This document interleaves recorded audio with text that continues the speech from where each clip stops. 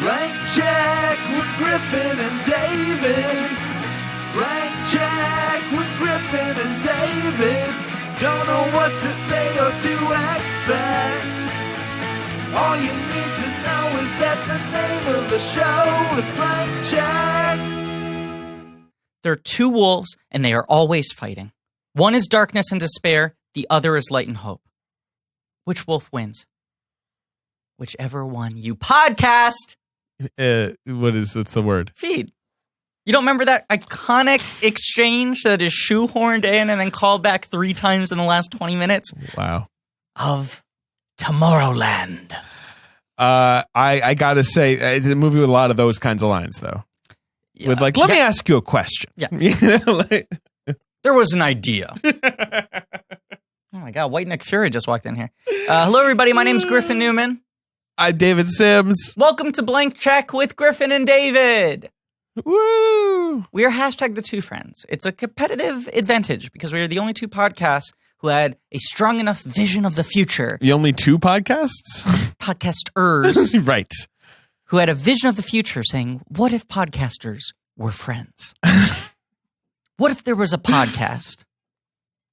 If you fed the podcast, I don't know. Yeah. I need to warm up. Yeah, come on. We're recording from an alternate dimension right now, so the tachyons might be reaching you weird. I'm drinking my raspberry coffee. You still drink that shit? Pow. Oh my God, you're going to grow a tentacle. Can't wait. Can't wait. This is a podcast called Blank Check with Griffin and David, where hashtag the two friends are constants of context. Mm-hmm. And this is a podcast about filmographies. Directors who have massive success early on in their career and are given a series of blank checks to make whatever crazy passion projects they want. And sometimes those checks clear. True. And sometimes they bounce all the way into an alternate dimension. A field of wheat, baby. Sometimes they walk through a field of wheat and suddenly fall down. Yeah. This, of course, is a miniseries on the films of Bradley Bird. Yes. This might be his last live action film. I don't think so. Nah. He's coming back. You can't keep this guy down. No. How chill do you think Bird is? He seems like a chill dude. You know how there's like the Kinsey scale for like sexuality? Well, like Sure. the Bird scale for like chillness, you know? He's like 0. I do love that when you watch like behind the scenes stuff, he like always it like comes off very folksy. He's like, Right. I just want to make a film about believing again. And And then people are he's- like, Brad, you're intense. He's like, yep, I am. And he's from Montana, right? We talked about it, you know, like, so and he's, you know, he's a milky skinned man with red hair. And he says a lot of things that sort of sound like maxims, like when he gives his Oscar speech where he's like, you know, I just like believed in my, you know, and he feels like he's fucking Andy Griffith, but then, you know, like once the door is closed. But he also doesn't hide how intense he is. No, he doesn't hide how intense he is at all. And he's very happy to rant about the things he cares about. Right. I think the Clooney character in this is like he's looking at himself and, you know, picking out like a bad version of himself, like a depressed version of himself. Yeah. But we'll get to that. Yeah. The miniseries is called The Podcastables. Oh, right. We haven't even said what it is. Yeah. Yeah. Mm-hmm. And today we're talking about Tomorrowland. Cool. The Big Bounce. This is the definition of a blank check bouncing, right? Like, Yeah. I And mean, this is one of those in movies. every possible sense. This is one of those movies that came out after we started this show. That's true. Not long after. Not long after, where and we were like, and it was on our Blankies episode. You gave Raffi Cassidy. I did a Best Supporting Actress, which I don't know if I totally stand behind. I think she's very good. I do don't too. know if I totally I do stand too. I'd have to look at that year again. Right. Right. I don't think the performance is bad now. No, I know. But this was one of those movies where we were like, fuck, we should do Brad Bird someday. Yes, absolutely. It came out while we were recording something else. And we Star were like, Wars, I would imagine. Yeah, we were like, fuck, we got to do this. Yeah, it was during the it's Star kind of Wars like days. Jupiter Ascending, which was that same year. Right. And another one that we'll be talking about soon that came out while we had already done the podcast. Wink, wink, wink, wink, wink, wink. Oh, Next miniseries. Yes. A movie that's very blank checky. Yes. Wink, wink, wink, wink. But it's always nice when we can finally talk about these movies that we've been waiting a couple years to do, you know? Yeah. Like we've been here, we've had the show, we've had the platform, and we've just been waiting for the right time to discuss that entire. You want to turn your phone off, or I do just you want it to did. loudly ding? I just did. Who texted you?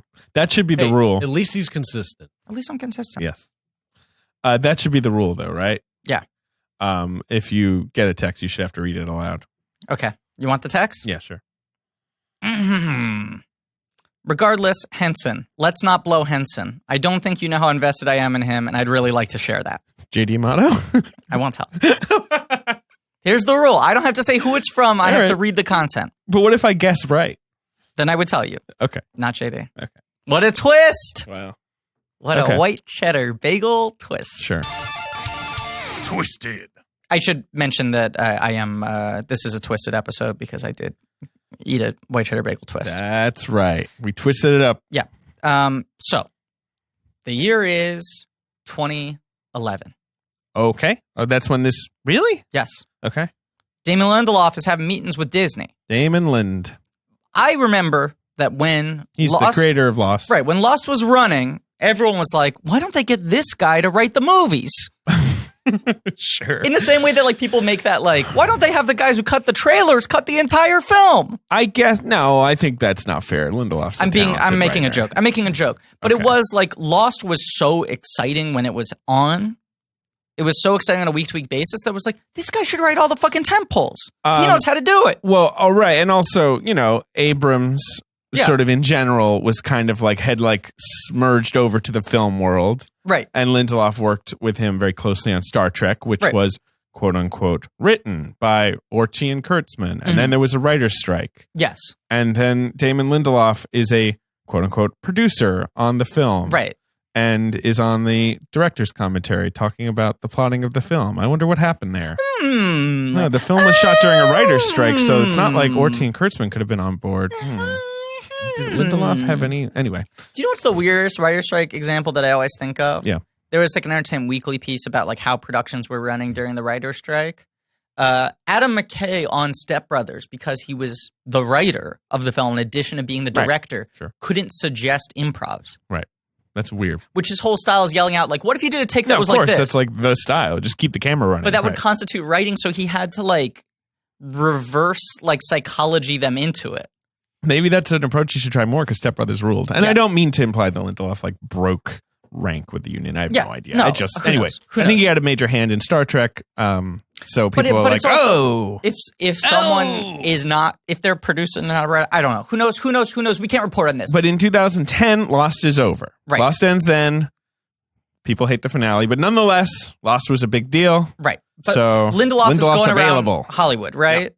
And so there's stuff like, Cowboys and Aliens. That's 2011. Prometheus, where he's coming on, and taking a pass at them. Prometheus's pass is much more substantive, I think, in terms of what I can tell you exactly what happened on Prometheus. You want me to? Please.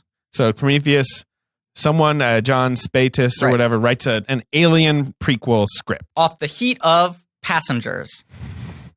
I'm telling you, that thing was there on the page. Creepypasta. That thing was there on the page. Well, if you say so. Well, I mean, they didn't. Ridley Scott reads this script. You want to know why it was there on the page? Why? Because it knew it was creepy. Creepypasta. Right. What if a movie knew it was creepypasta? It's called Passengers. What if a movie thought that it was charming? It's called Passengers. Morton Tilden's Passengers. Yeah. So Ridley Scott sees that script and is like, Alien prequel, that's fine. Like, we could film this. It was much more of just what happened to make that ship land that they find an alien? Like, I'm going to explain it in a pretty straightforward way. Ridley Scott, famously, who is uninterested in alien prequels, was not excited at the idea of doing a literal alien prequel. Well, that's what's so weird about it. Well, then he's like, alien prequel. I'm more interested in like some kind of like Paradise Lost, androids arguing with God. So then that was the big announcement. So he calls up Lindelof, and of course I interviewed Lindelof, and so I asked him a lot about Prometheus because I'm obsessed with that movie. Because their announcement at the time, the press release was like, Ridley Scott's Aliens film is no longer an Aliens film. Damon Lindelof comes on. It's now original sci-fi. Right. And the way Lindelof put it is he's like, I wrote the movie, and he did a page one rewrite, and obviously they kept some of the stuff, but it's the way those movies work and the way every Ridley Scott movie works is he's standing there with a cigar in his mouth and he's like, and then that should happen. And then this is going to happen. He's like, it's not really my movie. I just write it. Which apparently he did with Blade Runner as well. It's what he does with everything. Yes. Well, 2049, he was going to direct it. It was a toss up between the two. Right. And my hot take has always been, what if Villeneuve and Scott swapped those films? Yeah, it's interesting. I like both movies. I do too. I think I'd like both of them more if they had directed the other. Who knows? But anyway, it's just like funny to me that Lindelof gets so much shit from Prometheus. Sure. Anyway. I'm not throwing that shit at his feet. Yeah. But Disney's kind of coming to him with the idea of like, Damon Lindelof, blank check. What would you like to do if you were able to birth something from the ground up rather than taking over someone's project, right? Yes. And he goes, I'd love to make a big budget, live action, original sci-fi film. Right. So he starts meeting with them. He brings on Jeff Jensen, who was the TV critic at EW, and Lindelof, who obsessively reads everything written about everything he's ever done, which Bit is of one a reason. griff in that respect. Yeah, one reason that he drives himself so crazy. Real griff in that respect. He really respected Jensen, so he brings Jensen aboard and says, like, do all the research for me because I am thinking about writing something about like space age Disney thinking, like Walt Disney, Tomorrowland, the Epcot, like, city, like all this shit. Now, in the Disney theme park IP boon of the early 2000s. Right. Where they're like, let's make a haunted elevator movie. Right. Excuse me, it's called the Haunted Mansion. Whatever the fuck it's called. It's one of the greatest rides of all time. Have you been on the haunted elevator thing? You're confusing two rides. There's the Tower of Terror, which is an elevator, and there's the Haunted Mansion, which is a dark ride. No, I haven't been to Disney since I was a child. Wow. Well, you didn't go on the Haunted Mansion then? No, it was raining when I went. Oh. So I also don't remember. I don't remember the day well. And this is the only time you did it? And it's the only time I ever did it. Was it in California or in Florida? Florida. Mm-hmm. It rains a lot in Florida. I know. Rainy place. Yeah. It kind of stunk. I'll say my parents. Stinky place. My parents pulled one of those on me, which like we didn't go on a family vacation to Disney until I was maybe like 8 or 9. Okay. And I wanted to go every year, and my mom's argument was like, "But I took you to Euro Disney," and I was like, "I was a year and a half, and it rained the whole time. Everything was shut down. Right. Like I was tiny, but I just remember being in a slicker, and everyone being like, "Oh no, ferme." No. So the thing that they're trying to tap into, Disney, as they're going through all these different like theme park properties, they keep on going like, Tomorrowland's a good bucket to put a movie in. Sure. Right. It's a cool name, title. It's a good aesthetic. Yeah. And it's this idea of the future as we imagined it 50 or 60 years ago. Right. They announced it at one point as a Dwayne Johnson movie. I don't know if you remember this. I do. 2008, they were like, we're going to make a big budget sci-fi family film. Yeah. But I don't think they ever have any strong take on it. No, because it's hard to have a take on the concept of 1950s future. Right. Like, that's not a movie. But Lindelof comes in. It's a theme park. Right. Ben's telling me. Or is it? Ben's telling me to be an optimist. So Lindelof comes in and goes, what if we made a movie about that notion of trying to make that future in the 50s and where we went wrong, how we lost that our way? And it is announced with a working title of 1952, which was the year that Tomorrowland was started. And it's just funny that Brad Bird has had 2 movies in production that are just a year in the 20th century. Correct. Yeah. He announces that, and then very shortly thereafter, Brad Bird is announced as director. Yeah. And people go, in May 2012. Is this Star Wars? Because Disney's bought Star Wars. Yeah, sure. Right. And they go, that sounds like it could be the pair. Right. It would make sense that they would hire Lindelof and Brad Bird to do Star Wars. Right. What comes out is Kathy Kennedy offers Brad Bird Star Wars. Yes. That was, he was her first call. Right. And he No, I think Nolan was her first call. And Nolan was like, not doing franchises. Bye. There were, by all accounts, a few people where she went like, I'm just doing due diligence. No chance you want to do this, right? Like Spielberg. That's like one of those, Nolan, like when the NBA Fincher. trade season begins where you call the Cavs. You're like, you want to trade me LeBron James? Like, no, thanks. All right, fine. I didn't think so. Michael Jordan want to come off the bench? Yeah, right. Right. She did a couple of those calls. But by all accounts, her first legitimate like swing at the bat was like, Brad Bird, I think you could do this. Yeah. You know, she said, this is a very rare opportunity. And he said, getting to make an original film of this size is an equally rare opportunity, and I can't pass that up.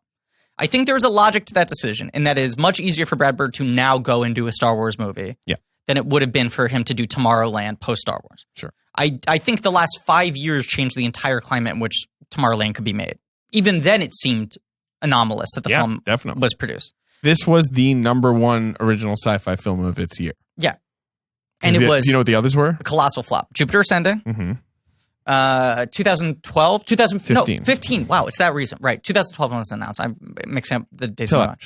I'm sorry, I'm freaking out. Calm down. I'm freaking the fuck out. Basically, right now. it's this movie where like someone is like consciousness.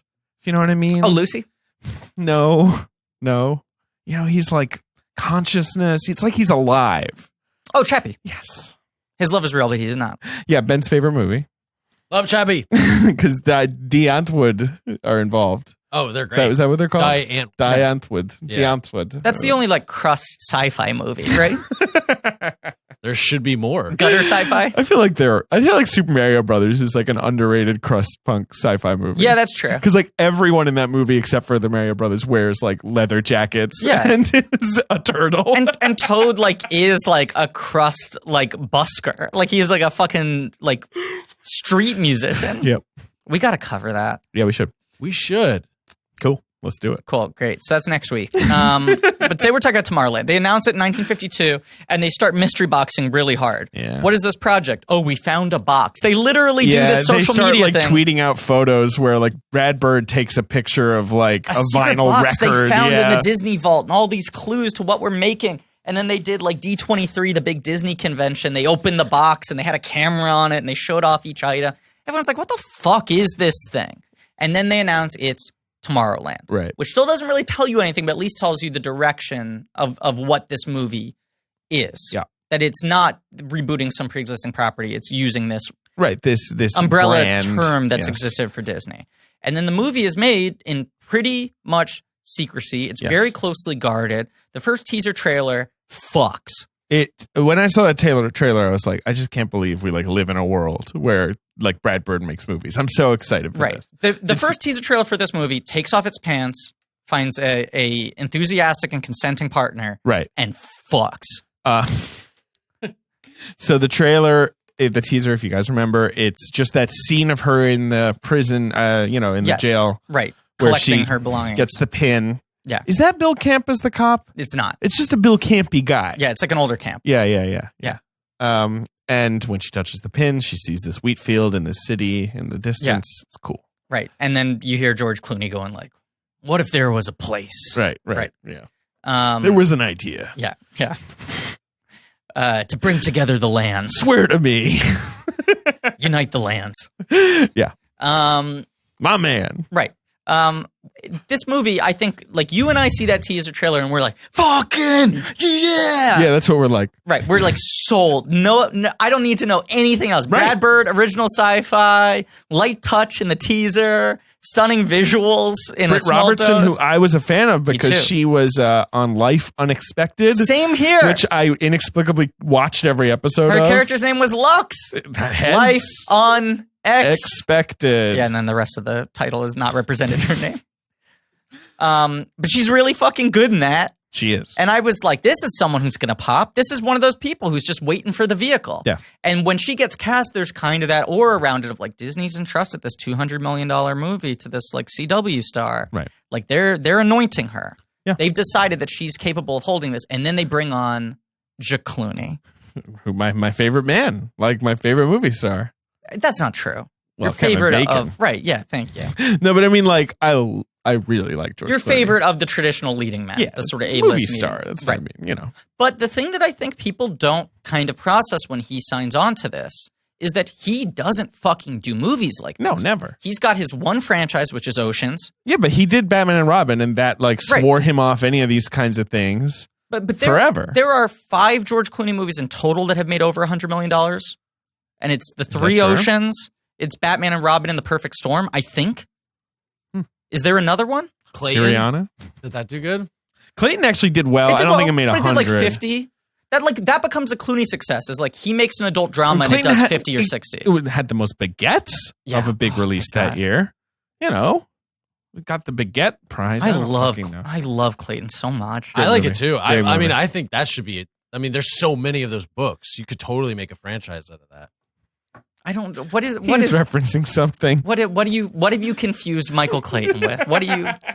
Are there all those paperback books about the lawyer? You think it's Michael Crichton? You think that movie's a Michael Crichton biopic? Those aren't the same? You think that's Michael Crichton's origin story? Yeah. Maybe he was a fixer who then ran a failed restaurant. 100% saw a horse on a hill. 100% thought that. Okay. Wow, we're really getting to old school because I'm trying to check your Clooney thing and the Wi-Fi is not working. Oh! Right. Well, anyway, we'll get back to that. So Griffin, have you heard the news? Our 2 of our friends are now friends with each other. They've both been on our podcast separately. Now they're doing their podcast together. We're talking about friend of the show, Amy Nicholson. She was on the Memento episode. Maybe you heard it. We're talking about friend of the show, Paul Scheer. He was on the Running Scared episode. Maybe you heard it. Together, they're watching the greatest movies of all time on their new podcast, Unspooled. And the first episode is out now. I think the second episode's out now. It's they covered Citizen Kane. They covered Ben-Hur. They're going through the AFI 100 list. Oh, okay. No, it's just when you said they're covering the greatest movies of all time, I was like, that's crazy. They're committing to just doing Toy Story 2 every week. That's quite a... I can't believe they got to that before I did. Well, they're going to watch some of the classic movies you're supposed to have seen, like Citizen Kane. That's the first episode. But they're going to cover everything on this list. Taxi Driver, The Graduate, Pulp Fiction. I will point out number 99 on the AFI 100 is Toy Story. Really? Yeah. Where does T.S. Trois rank? T.S. Trois? Yeah, T.S. Trois. You're saying 2? Yeah. Not there. No, there's 3. Oh, no, 3 is Trois. Right. Yeah, 2. But no, neither of them there. Just the first one. Interesting. But they're going to cover crazy backstories. Yeah. Like how a group of Hollywood bigwigs tried to stop Citizen Kane from being made. They wanted to burn the celluloid. Yeah. They're going to bring on film experts to talk about what happened behind the scenes. And if you've heard, like, How Did This Get Made? Paul's podcast or Amy's podcast, The Canon. Yeah. You know this is going to be fun. Heard on Blank Check. There are people who love movies. Maybe you heard him on Blank Check. Maybe you heard him on Blank Check. And if you're listening to Blank Check, you like people talking about movies. They've been doing a great job so far. I love hearing them talk to each other. I agree. They're both really smart, engaging people, and I realized it was very presumptuous for me to refer to them as friends. You were much smarter to say friends of the show, because now I'm worried they're listening to it, and Paul's going to be like, I don't hang out with that guy. We're not friends. I'm friendly. No, I think Paul's a great friend Amy of ours. And she was like, hey. No, we're all friends, and we're asking you to check out Unspooled in podcast apps like Apple Podcasts right now. Yeah, there are 2 best friends. They're the 4 friends with us. Listen to Unspooled. Clooney is like an A-list star who mostly makes he doesn't want to make that shit. Vanity projects. He owns a tequila company. He doesn't need to. But this is prior to that, which means that this is the last time he will. What's this tequila company? Yeah, what's it called again? Tres Amigos or something? Yeah. Casas del Amigos? When I interviewed him in Toronto, he had just sold it, and he literally said, like, I just sold my tequila company. I don't ever need to make a movie. Yeah. Like, I only make a movie if I want to make a movie. Clooney's episode of the Letterman Netflix show is really fascinating. Ooh. And he talks about all this a lot, and he's like, yeah, I'm not really fishing for stuff. If something comes to me and it's really exciting, I'll do it. I'd also be happy never acting again. Yeah, he seems chilled. Also, he married this, like, ridiculously impressive lady, so I guess you could just, like, hang out with her. He seems like he wants to produce and direct more, which the American public does not really want him to do. Well, I'm happy for him to do it, I guess. I don't fucking know. But so he can only go up It's a weird big deal for him to do this. Yeah. And it cuts both ways. It's like, this seems like a prestige project for like a big blockbuster. Right. And this seems like a big blockbuster for Clooney.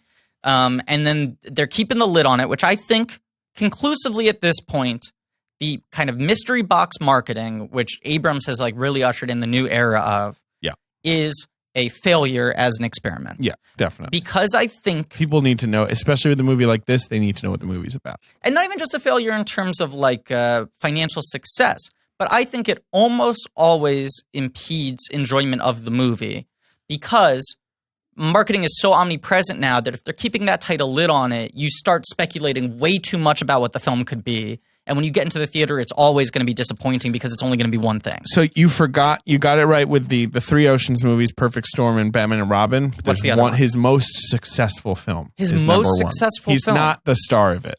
He's not but the he star is above the title, and he is like the second star. Yeah. He is the second star of the film. Came out just 5 years ago. It came out just 5 years. Oh, Gravity. Gravity. You kind of forget he's in that, but you know what? So good in it. Yeah, he's very good in it. Yeah. Agreed. But that's the point. Very few. Yeah, right. But I mean, yes. But I mean, when you're looking at it, you do see like he makes films like Up in the Air, The Descendants, Burn After Reading that don't cost a lot of money and make surprising amounts of money. Right. Like Burn After Reading did like 60 and the other two did close to 90, right? Correct. Yeah. Right. So those are Clooney home runs. A Clooney home run is you make a $20, $30 million movie and it makes 100 domestic and another 100 overseas. Now he was trying to be like a $1 billion man. Yeah. Because Tomorrowland's one of those movies that needs to kind of make $1 billion in order to be profitable, which is insane that they let him do this. This movie cost probably, I mean, listed by $200 million. Of with a lot of marketing. course. That was vague. Like they spent a lot of money to not answer. T? It was a lot of just the letter T. Oh, yes, the pin. Like the marketing was a lot of the pin, T. You know, there's a big music festival in Europe called Tomorrowland. So they own the copyright in a lot of countries. This film had to be released as Project T, which is the worst fucking title. In other countries, it also had the subtitle A World Beyond. Which is a terrible subtitle. True. I will say this is a movie where I think every single cent is on screen. Yeah, no, it looks good. This movie looks so fucking expensive. Looks great. It looks expensive is a good way to put it, though. Yeah. Because some of the visual effects are, some of the design's a little bland. Yeah. But I like the design overall. I'll also say, anytime it's a practical set, I'm really impressed. There are a lot of big sets in this Ben's movie. making the right face right now. A lot of big sets. So the movie comes out. No one's seeing it. There's like total embargo. Like up until like 3 days before the movie comes out, it's a complete mystery. Pretty much. Like, really? Right. It's like, seriously. I mean, there was an official trailer, and there was, I remember I watched basically most of the house escape scene came out. That came out. They released that as like played a that at clip to hype people up. Right. And I remember watching that and thinking, this looks fucking astonishing. Masterpiece. This is like just Brad Bird directing action. Like, it's just what I want. And sci-fi, it's cool. And I remember there was a synopsis that came out early that leaked out from like some Disney insider that was like, it's about like a little girl robot in alternate reality. And they were like, not true. Shh. Yeah. But that was like the only thing out there. And then like the week of the movie's release, a bunch of critics who were all Bird fans who were like, no way this isn't like a beautiful surprise under the Christmas tree. This is going to fucking stun us. All of them came out and were like, it's interesting. He's going for it. And it comes out. Disappoints opening weekend, although does a number that's bigger than you, in retrospect, would believe this movie did. Doesn't multiply super well, and is sort of forgotten. Yeah. Like, not sort of forgotten. And Brad Bird, much like Andrew Stanton before him, is kind of sent with his tail between his legs back to Pixar to be like, okay, I'll make that sequel. Mm-hmm. Apparently, Bird also felt like he finally had a good idea for Incredibles. Sure. But it's this interesting thing that both those guys had to do where it's like, I got to lick my wounds and rebound here. Yeah. Now, Stanton, I heard, apparently agreed to do Finding Dory under the condition that Disney would let him make another live action film, which still hasn't been announced, even though Finding Dory is, no one remembers, one of the 10 highest grossing films of all time. Yeah. The highest grossing animated film, period. Okay.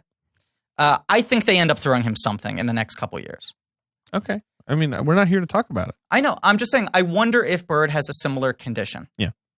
I don't know. I wish he was doing a Star Wars, but now it feels like their dance card's so fucking filled up. Yeah, and trilogies. also, forget it. Right. Do something else. Right. Yeah. But let's talk Honestly, let's talk about this film. Yes. It opens very strangely.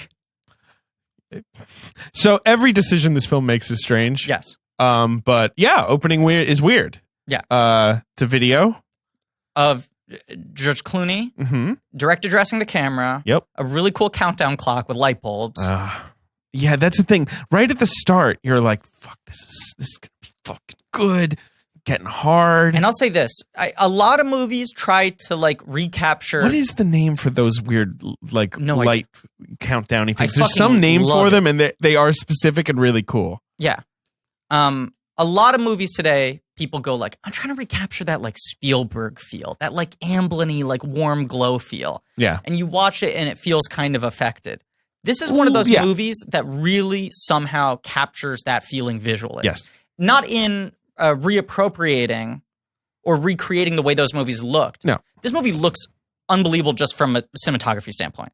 Claudia Miranda. Who's one of the best digital DPs. Mm-hmm. He's one of the guys who figured out how to make the digital camera warm. What else has he done? He did Life of Benjamin Pi? Button. He did Life of Pi. Did he do Life of Pi? I'm gonna look. He did. He won the Oscar for Life of Pi. Right. There's another big digital one I'm forgetting that he did. Yeah. But he was like not a feature guy essentially before. He did like Failure to Launch was his first feature. Oh, beautiful. He was shot. mostly a music video and commercials guy. Oh, he did Tron Legacy, right, which is a gorgeous movie. Right. Then Fincher brings him up to the big leagues with Benjamin Button. He's only done a handful of movies. Yeah. But he's a guy who is able to, because the backhand slap against digital cinematography is that it often feels kind of cold and sterile. Mm-hmm. That you can't get those warm color tones and make them feel natural. And this movie has such a great color palette and a real like animator's sense of how color dictates the mood of a scene. And I do get that like kind of tummy glow from watching the inspirational, optimistic scenes of this movie, right? So even just that slow push into the clock, I'm like, here we go, I'm in good hands. Yeah, baby. Right? And then interrupted by Britt Robertson off screen, who's like, you're telling this story wrong. Right, yeah.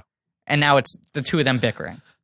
And get ready for a lot of that. Mm-hmm. That's my, like, it's cute if this is just it, but it is, on rewatch, I was like, it is crazy how much of this movie is people arguing with each other over weird little details. Yes. Like, what is that? Don't worry about it. What are you? Come on, explain it to me. And you should explain it to me. I can't explain it to you right now. Like, you know, like so much of that. And I read a lot of critics say, I realized at that moment this movie wasn't going to work. Okay. Like, just it felt off the second they start fighting. But then he's like, oh, well, all right, fine. Like, what would you, you know, what's your take? And she's like, I'm an optimist, right? Like, Like, I need the exact dialogue because they're talking about, like, the world ending. Why would you do it differently? Right. Right. Yeah, right. And she goes, because I'm an optimist. Yeah. And then it cuts to his childhood, right? First? Cuts to his childhood. Right. Yes. It cuts to him, the little boy inventor, making a jetpack. Yeah. And going to the World's Fair. Yes. In Queens. Yes. And which showing is the off World's his Fair where Disney kind of presented Epcot. Well, not Epcot, but tomorrow. Like, a lot Disney of World. stuff. Right. Carousel of Progress, which is one of my favorite attractions because it's dorky and they use that song here. It's the great, big, beautiful tomorrow. Mm-hmm. That song. And he's there with his jetpack trying to get people to pay attention to him. Now, I couldn't sleep last night in a stunning, uncharacteristic, off-brand turn of events. And so I watched literally every special feature on this Blu-ray. They were weirdly educational into the process of making this film. Right. And it's a lot of people talking about how difficult Brad Bird is, right? Okay. And a lot of him talking about NASA and believing in the future and stuff like that.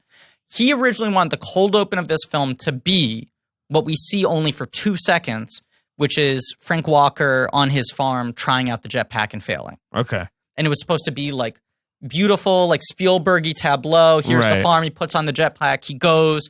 It crashes. He goes back. His dad reprimands him. Okay. And that was going to be the first 5 minutes of the movie. You don't open with the arguing thing.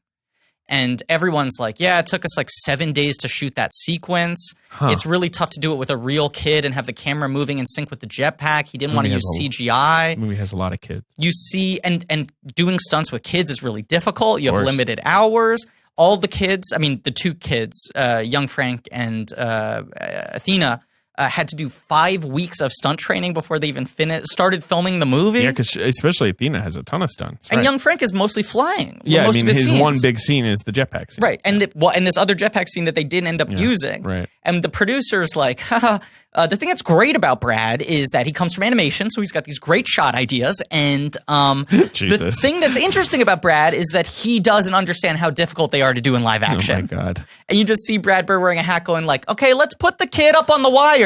And they're not in like a green screen place. They're in like a farm and they have this rig and the camera's on like a fucking 16-wheeler. And they scrap all of that. They just use it as a cut-in when he goes, drops his jetpack onto Hugh Laurie's desk. Right. Hugh Laurie says, does it work? You see half a second.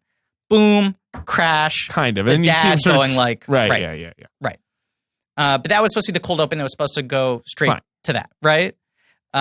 He feels disillusioned. Mm-hmm. And also the other question is, what good does this do? And he goes, it's just fun. Can it just be fun? Right. Which is weird because that's not really what the rest of the movie is saying.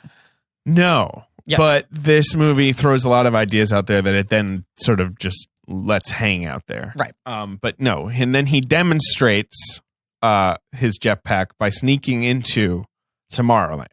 Well, first, little robot girl in a little blue dress gives him the follows T. him. Yeah. Right. Gives him the T-pin and goes like, follow us through here, but don't get caught. Yeah. So he gets on the car after them for It's a Small World After All, scans the pin, secret hatch. Now he's in Tomorrowland. He's almost vomiting. Yes, right? Yes. Right. Weird transportation. But I love all of this stuff. I love using the iconography of like 60s Disney theme park rides. Yeah, well, we're going to talk about it. Yeah.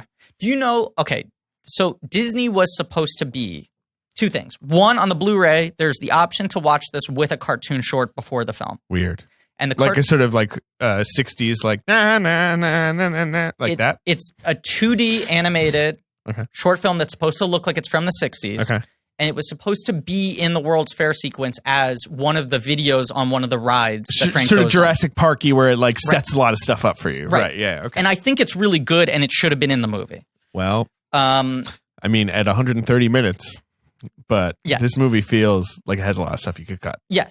But this, if you put this scene in, you're able to cut 4 other scenes later on where people have to explain what Tomorrowland is, right? This idea of this movie never really explains what Tomorrowland is. this video does that's my perfectly, huge, which well, is sure. insane. That is It's my 3 biggest minutes. problem with Yeah. this movie. Right. So this video does it perfectly, which is Plus Ultra was Right. Jules Verne. A secret society comprised of, I believe, Jules Verne, Thomas Edison? Nikolai Tesla, which is insane because they hated each other. No, they got along. And Gustave Eiffel. Right. And initially, Walt this Disney. movie was going to include Walt Disney as the 5th member of this. They decided to strip him out of it. Probably, I'm assuming, because someone said, like, Disney's legacy is way too complicated to just make him a simple, like, dreamy guy. I'm not sure. They shot that stuff, though. It's all in the deleted scenes. I know. Yeah. And it's interesting to me because what is so fascinating about this movie to me is that it is so invested in the 60s, 50s, 60s Walt Disney legacy of the vision of the future shit. And that shit is so capital P problematic if you dig into it. Yes. But it's not if you just like do the surfacey Disney World, you know. Right. And like, I guess they were just like, we'll just do the surfacey Disney World thing. And then at some point someone was like, I think it's too tricky, right? Yeah. Like, you know, it has to be. I think it has to be. It also feels weird when you see the characters on screen being like, and Walt Disney himself. Right. Like there's a longer version of the Catherine Hahn, Keegan-Michael Key scene where they talk about Walt Disney a lot. And you're like, this is odd. They're all talking around it though, where they're like, what is Tomorrowland? Well, it's not Walt Disney's idea. Right. But it is obvious. It's just Disney, you know? Right. The one line they should have kept in was like, she goes like the theme park, and they go like, well, that was the cover. Sure, right. You know, he was in on Old Uncle Walt. Right. But he gets sucked into Tomorrowland. This Rubbit almost knocks him out, but then fixes his jetpack, so now it works. Yeah. Which I kind of dislike because it's like, well, then he didn't really deserve to be here. The robot. Yeah, but he had the ambition. Agreed. That's what Athena sees in him. Right. He has the joy for invention, which is Right. Athena sees in him. Right. So then he gets the jetpack on just in time, lands in front of David Nix, played by Dr. House MD. Hugh Laurie. George Clooney has a very funny line on one of the behind the scenes where he's like, for me, and I think Hugh would say the same, Tomorrowland is a film about 2 TV doctors who finally get to hang out together. Sure. I wish they would hang out more. Me too. I mean, I also wish Hugh Laurie had like a character in this. Okay, so you He's want... such a talented actor. Agreed. You want my number 1 hot take Griff fix for this movie? Because I think I figured out how to fix this movie. Mm-hmm. I think Hugh Laurie and George Clooney should be one character.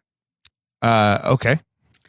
So I'm going to go through my fixes as we go through the film. Yeah. But I think for this sequence, you probably don't get an actor of Hugh Laurie's caliber to only do this, but you have someone, stuffed shirt, to play the guy hey, you know. doesn't want to let him in, right? Yeah. Then George Clooney enters Tomorrowland. I like all this stuff a lot. I like all this The young opening. Frank stuff. Yeah, me too. Sure. I like Athena. I think Raffi Cassidy is really good. I think a lot of me giving her the Blinky nomination was just like, how the fuck did they find this kid? Yeah, and also you're just being a griff. It's a real griff pick, but it's also like a masterpiece of casting where it's like, hey, I'm Brad Bird. Here's an impossible ask. Yeah. Get me a 10-year-old who looks 10 but behaves like a 70-year-old robot. Right. And who has like the wisdom of years. And also she's going to need to like fly around and do crazy stunts. Which she did all her own stunts. Good for her. Insane. Like the whole thing's insane, right?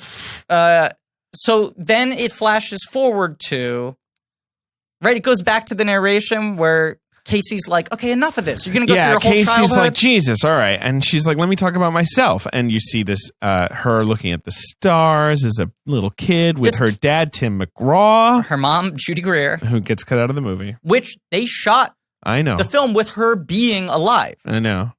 There was a whole different family situation where they were like strapped lower middle class. So they're like, the uncle and his kids had moved in with them. It was like too many kids in one household. Everyone's sort of feeling the strain of the economy.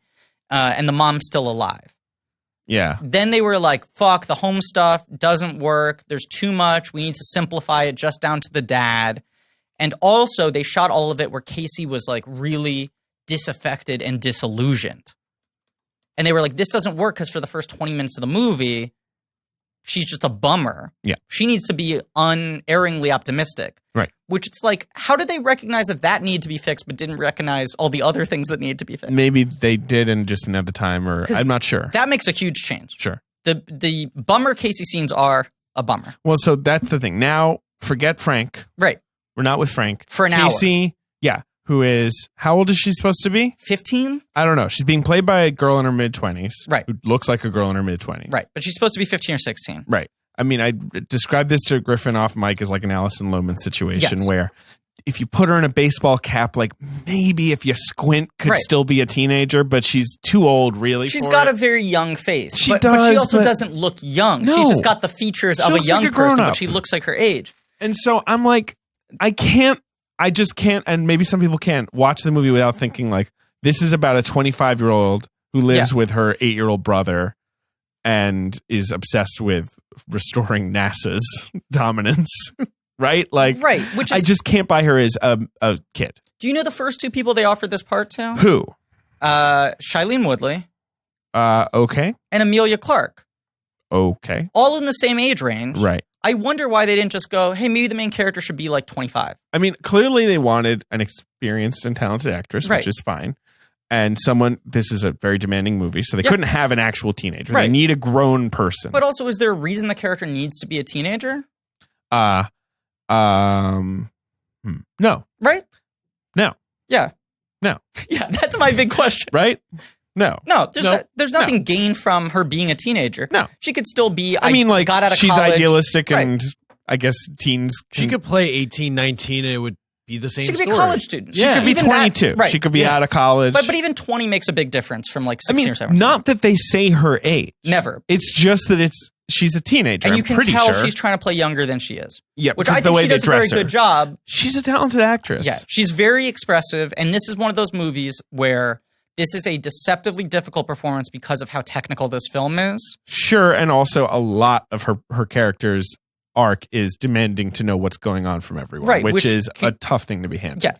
But I also think a lot of these shots, the way they're constructed, she has to have like very precise blocking in order to hit certain marks because of the way the CGI is interacting with her. Like The Tick, yes, the show you're on, does well, in my opinion, to make it a joke that you're not given information.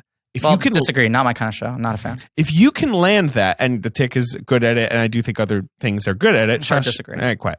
Because you know what I'm talking about? Where it's like, yes. Instead of having what Tomorrowland is, which is can be Lindelof's problem in general, which is a lot of circular conversations that just frustrate you. He's so good at making it feel like something amazing is about to happen. Right. But and then he strings you along too long, and then by the time when you it get happens, there, it often you're like, feels underwhelming. Right. Whereas, like, if you can make it a joke where it's just the information just bounces off of someone and it's funny, okay, then you landed it. But this movie does not do that. So you're saying this movie should have started Griffin Newman type? Yeah, exactly. Okay, cool. So, Casey, a little girl with way too much paprika on the sandwich, where she's like, I want to go up there to the stars. Like doing like the ultimate, like, too much cute kid performance, right? Yeah. Yeah, for sure. Right. And then it cuts ahead to like, okay, her dad's a NASA engineer, but they're about to shut everything down, close it down. They're dismantling it. Why? Because we gave up. We stopped looking at the stars. And I guess it's like Interstellar. We stopped looking at the stars. You know, it has that sort of Interstellar vibe of like, you know, then this is the period where even Obama's like, yeah, the NASA can't fund NASA right now. Getting cut pretty hard at this point. You know, so NASA's like, it's like, what do you want to do, NASA? NASA's like, oh. Post-recession, NASA was like getting fucking axed. Yeah, like, should we, like, maybe a satellite or something? Yeah. Like, you know, like, that's all they got. They're not like, we're going to the moon! The moon! They make and a people big like deal. Brad Bird, who grew up in the space age, are like, you know, man, that was the good stuff. Like, I was a kid and I watched Neil Armstrong land on the moon. Like, the space station's last orbit was when they were filming this movie. I totally am. Yeah. No, they're tapping into a real thing. Wasn't that long that we sent the Mars rover? So I understand. We got all that shit. It's true. We got a lot of unmanned probes out there. Yeah, sure. Probing. Yeah. So we still have a space program. There were two things that happened simultaneously while they were filming this film. One is the space station made its final orbit, and it felt like that's the end of an era. Right. Sure. And two was they sent the Mars rover up. Right. So it was like kind of like a baton off, but it felt a little pessimistic at that moment because before the rover landed, it felt like, well, now we don't really have anything going on up there, you know? Okay. It felt like that was kind of shoe leather. But the dads have a job, and Casey keeps on trying to sneak in and dismantle the cranes that are gonna take down the landing launch platform. It's not a great plan. She comes home, tells her brother, is really excited that now her dad's gonna be able to go back to work, or at least have time off to work on his own stuff. Yeah. Rather than deconstructing, and he's like, no, nothing changed. Casey goes to school. Negativity, famine, world, disease. And now you're starting to get what Bird is doing. Yeah, you see Bird just grinding that axe. Like that scene where the teacher's like, the world will, like, you know, scrub something over the board. And she's like, what can we do about it? And he's like, what? Yeah. World Nothing. plus now equals poo-poo. Disease. And like anytime you see a TV, much like fucking The Village, like, or it's like tornado destroys country. Like, you know, it's always like some like natural event or war thing. There's another thing they cut out of this movie was the notion that in addition to all this like terrible stuff happening in the world, art is being stolen. Like the largest series of art heists are happening because Tomorrowland is collecting all. Like the Mona Lisa has disappeared. Right. So this movie, and we have to talk about it as we have, you know, in Atlas Shrugged. Yes. The world's great thinkers and inventors who are like too individualistic for, you know, governments and society go to this place called Grant's Gulch where they like have their own society. Yes. And it's this objectivist vision of like the strongest and the smartest and whatever, right? It's creepy. Yes. That's what this movie's about.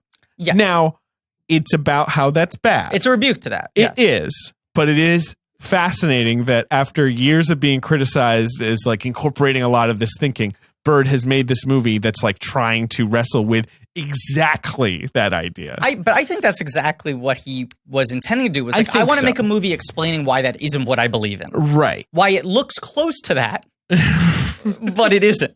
Like, that's what I love about this. And that's why he's putting himself in, he's like dividing his personality, I think, really strongly in, you know, the pessimistic side of him is being put into Clooney. Right. All of the sort of like, man, we just don't, we don't try anymore, and we're not optimistic about the future, and the world's going to end. Done. And it's like, over. Nothing like we can do art about it. is being quelched, you know, and then the younger version of himself in Casey, which is like tilting at windmills. Right. Like, you know, it takes us believing in things to try, and you have to make this effort, and yada, yada, yada. Right. And she knows how things work. She knows how things work. So Casey tries to go in again and do another fucking I don't know.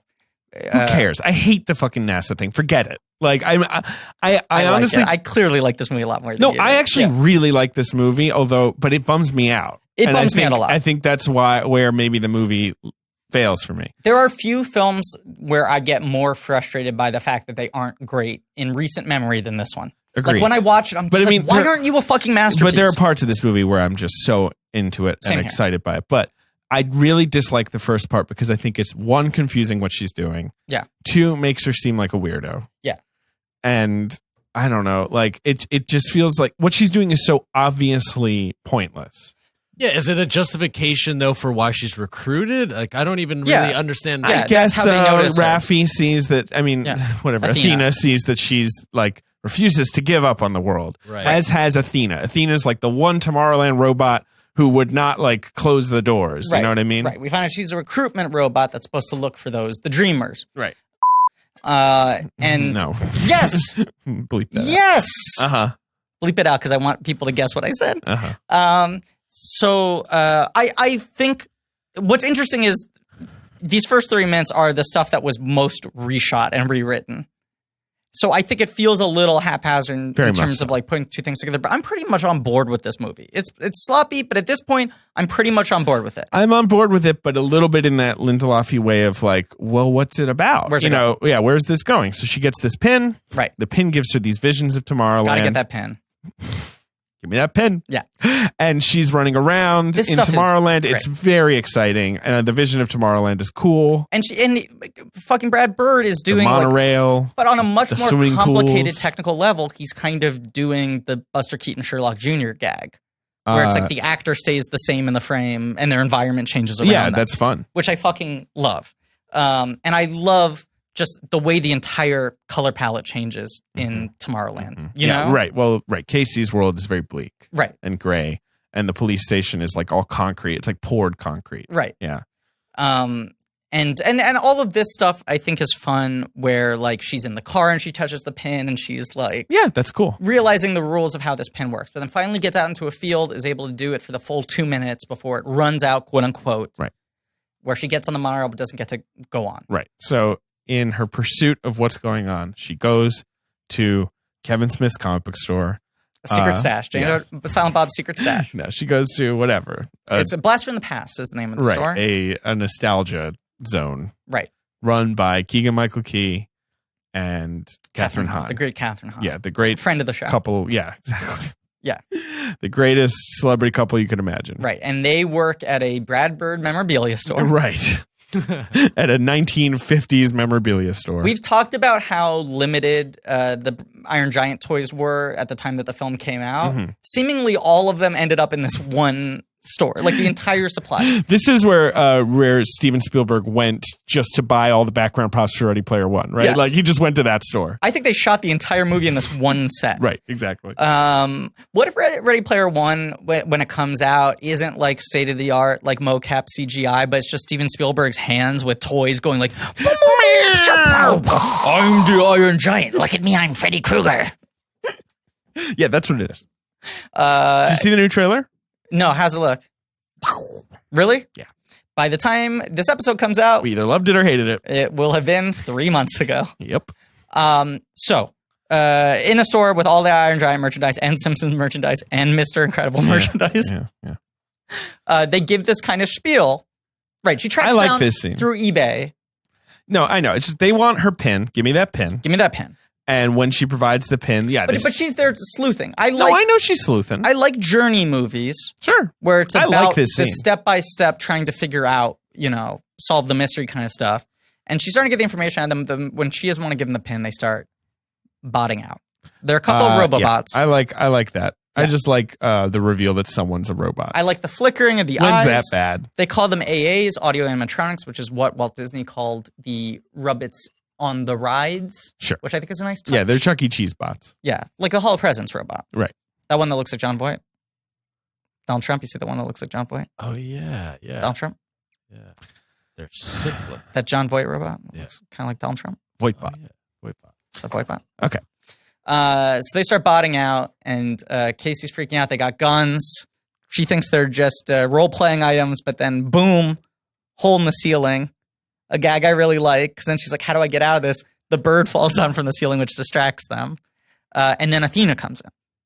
Then Athena comes in. That's right. And throws a time bomb, which, hello. Love that. Love that. That's good, Love right? that. Yeah, that's good. Yeah. That's Where such a everyone's cool like, design. Yeah. It's cool. And Athena's like doing backflips and shooting. She's got a little denim jacket. She's like, come with me. Yeah. Very terse little girl. Her sped up movement Yes. throughout any of these like kind of fight sequences Yeah. or when she Yeah. runs Yeah. are so good looking. So good. So she gets Casey out of there, destroys these robots. They auto destruct. Yeah. And she gets Casey, throws her into a car. No, she's a little 10-year-old girl driving a car. Yeah. Delivering a lot of exposition. Yes, and that scene, I love half of it, which is a little robot driving a car really calmly and talking about things calmly. I don't love Britt Robertson just yelling over and over again, like, what is this? How are you doing that? What's going on? But here's what I do love. It's just like 20% too dialed up. Here's what I do love, and this is an ultimate fan praise award. I'm watching and I'm like, why does this feel so weird? And it's like, oh, right, because it's a 10-minute stretch of the movie where it's just two female characters talking. That's true. Especially in a film of this size, you don't see that. True. Like, there's not the one girl who's Fair. getting everything explained to her. No, you're right. It's not a Taylor Sheridan movie. Right. Yes. Exactly. Right. So she starts kind of vaguely doling out the information. Little bit where it's like, you have to come meet this person. He built something he shouldn't have. It's all this like vague, and we know Clooney's their destination because we're like, where's Clooney? But they also don't want her to get to Tomorrowland yet. So the movie now starts, I feel like, artificially putting brakes A little bit. on the story. Yeah. Because up until this point, it's pretty much moving But forward. I'm fine with this because I love the Clooney scene. Like I love the whole escape from the barn. Uh-huh. But I also I love that the crux of the movie is the flicker on the world ending thing. I do too. I like that's when I get a little fired up and I'm like, Same I here. think I'm into what this movie's about. And that's an hour in. Right. Clooney enters literally, aside from the opening, minute 55. Yeah. Now, here's where my fix really comes into effect. Here's my question, though. Yeah. Why does Raffi Cassidy, apart from the fact that she just can't do all those stunts, why does she drop her off at the barn and just leave? Thank you. So this is where the movie, I think, starts artificially stretching things out. Right. Yeah. Right, which this movie does not need to stretch things out at all. Yeah. Right? It's not like it needs to stall for time. Because they kind of make it like one moment she's like, robot on a mission, get the job done, nothing can stop her. And the other moment she's fucking Nick Fury in the Avengers movies where it's like, just a little push. I want them to get to it themselves. Yeah. Where there's no clear advantage to her leaving at this Casey point. figuring this out on her own, okay? Yeah. So here's my fix. I'm throwing it out here as part of this larger story fix, okay? We get to Tomorrowland minute 60. Rather than like minute 90. Right. So when Raffi Cassidy's taking her in the car, she takes her to her house where she has the doomsday clock that she's pirating the signal off of. She essentially is Frank in this whole section. Sure. I've been living here off the grid. I'm a robot. They kicked me out of Tomorrowland. Yeah, that's a good pitch. I have a chip on my shoulder, and I'm trying to get someone to get me back in. Right. The Dave Clark 5, which is a clever gag. Yeah. That actor, Matthew McCall. Okay. Love him. Yeah. I mean, just his like face and his weird smile. He's the weird robot who's like, hi. Oh, I'm here to take care of this situation. And they vaporize the cops. Ding dong. Oh, jeez. It's the other bell. Weird, yeah. The one that occasionally rings. I installed 2 doorbells. We're Lux over here. We have 2 doorbells. I'm opening the door. Wait Great. a second. What's that music? Oh! Oh my! Hello. Hey, You've brought an original score with you.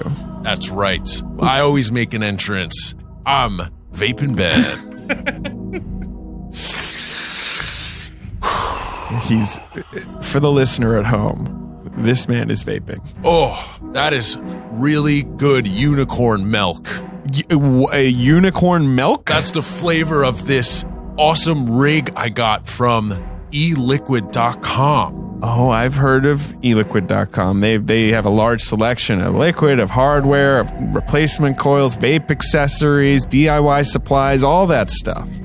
That's right. You can replenish your favorite e-liquid, try something new, maybe grab a starter kit, or just treat yourself to an upgrade, my dude. You're a little upgraded right now, Vaping Ben. Hold on one second.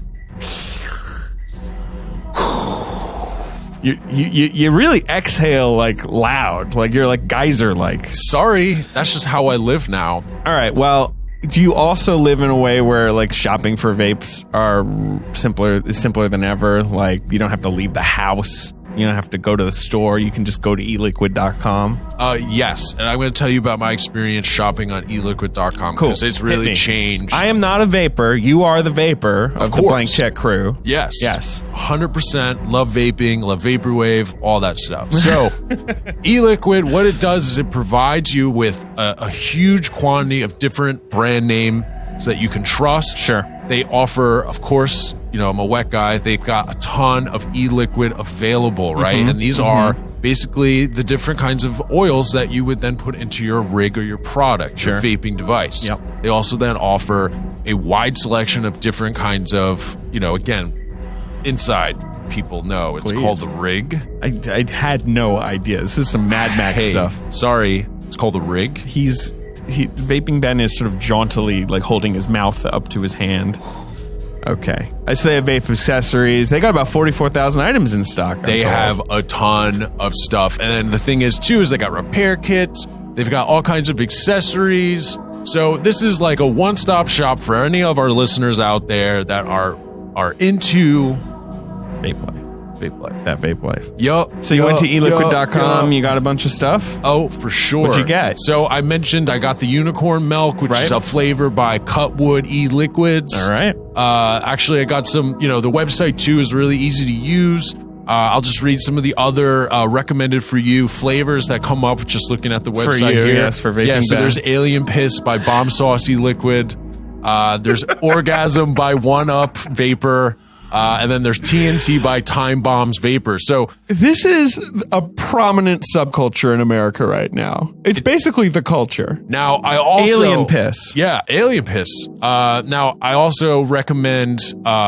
this is also a fun way for you to start maybe making smoke art like videos or like smoke trick videos. Maybe if people out there are into that. Right. Well, anyway, let's give our listeners the special offer, David. Yes. Well, if you go to eliquid.com/check, that's ELIQUID.com/check, you're going to get 20% off your first purchase. You just have to use the promo code CHECK during checkout. You go to eliquid.com/check. And, you're going to have a great time over at eliquid.com. They got atomizers. They got batteries. They got replacement coils. Tanks? What's a tank? Well, that's where it houses the oil. Okay, Yeah. all right. So anyway, apparently the website's got easy to navigate menus. I'm told that they've got fast shipping same day if you order by 2 p.m. PST. That's excluding Arkansas, Washington, and Utah. Interesting. All right, guys. Yeah, well, best in class customer service. They can help you Monday through Saturday. It's a very upscale website. That was just a really great part in the song. Oh yeah, fair enough, Vaping Ben. So again, guys, for 20% off your first purchase, visit eliquid.com/check. Yep. That's ELIQUID.com/check and use promo code CHECK during checkout. All right. So I'm gonna leave you with this. Okay. I'm gonna make all right, you know what? I'll make a unicorn for you out of smoke.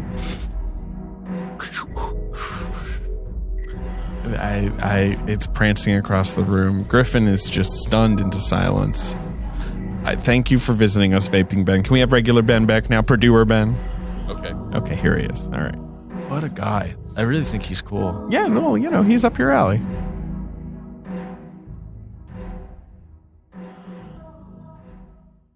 This movie is violent, by the way. Super violent.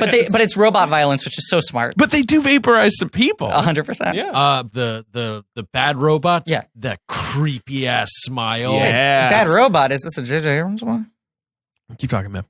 But yeah, it was really disconcerting. Yeah. And it was effective. I love how their heads popping off, or when they get punched and then they have a weird dent in their face. Head, where his whole face is knocked in. You have 1 minute to that smile. And it's so deranged. This whole booby trap sequence where they're you keep on establishing new devices, like that weird portal thing. I like the little laser grid that chops them into little bits, in the hallway. The magnets on the walls. That's just fun. But man. she's stuck because of the hand. All this stuff. I would have all this stuff happen with Athena. But this, for one, I think they're desperate to get Clooney into the picture. Obviously, right? They need him there. Two, they do need a big action set piece, and so here that is. And I think they just want him active. They want him involved. So ready for this?